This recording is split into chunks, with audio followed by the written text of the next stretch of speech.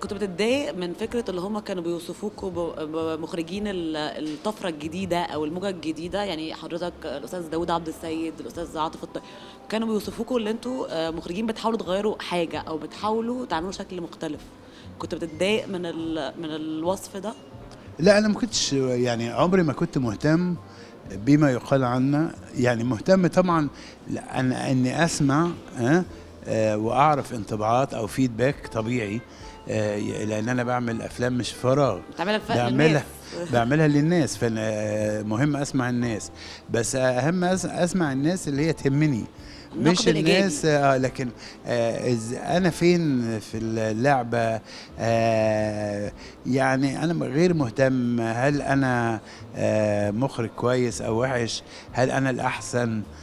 كل الحاجات دي ما كانش تهمنا. بس اكيد دلوقتي لما بتقعد تفكر في المشوار، او زي ما دلوقتي بنشهد اعاده ترميم افلامك، اكيد في تقييم. صدقيني لا. مش بتكون فرحان مثلا ان انت لا حقيقي افلامك مميزه جدا، وافلامك لغايه النهارده احنا بنستشهد بيها لما تقول مثلا احمد زكي بيجي طبعا الكابوريا في دماغك.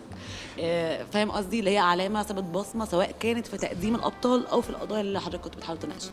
لا هو مش تقييم. هو بصي في حاجة أنا بقول لما كنت مرة بتفرج على عمل أنا عامله مسرح في السعودية عن عبد الحليم حافظ، فما ببص كده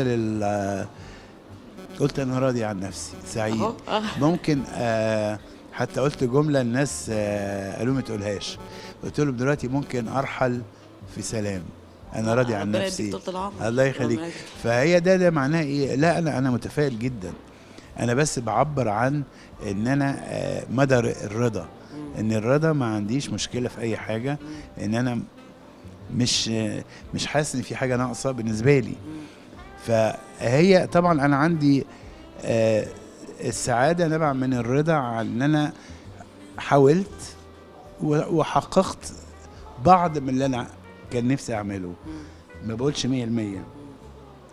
بس ايه قيمه اللي انا عامله ما يهمنيش. اللي يحكم هو الناس مش انا.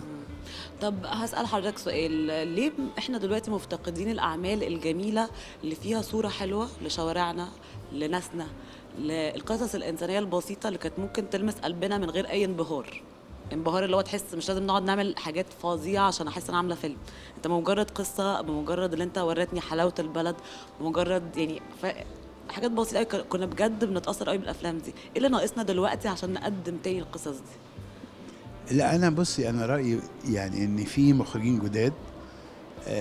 عمر على فكره كلمه مصر ولاده دي حقيقيه، يعني ان مفيش زمن بيقف عند حد ولا عند زمن محدد وينتهي. تنتهي بلد، ينتهي ابداع. مش حقيقي. طول الوقت بيظهر ناس وهيظهر ناس عندهم القدرة ان هم يعبروا عن نفسهم بأمانة وبصدق، ويعبروا عن الواقع بأمانة وصدق. ده عمره ما هيتوقف. فأنا متفائل وشايف حواليا، مش انني بتكلم من فراغ، لا، في تجارب كتير حواليا جميلة. اشترك في باقات واتشت الشهرية بتبدأ من 14 جنيه و99 قرش، وباقات سنوية تبدأ من 150 جنيه.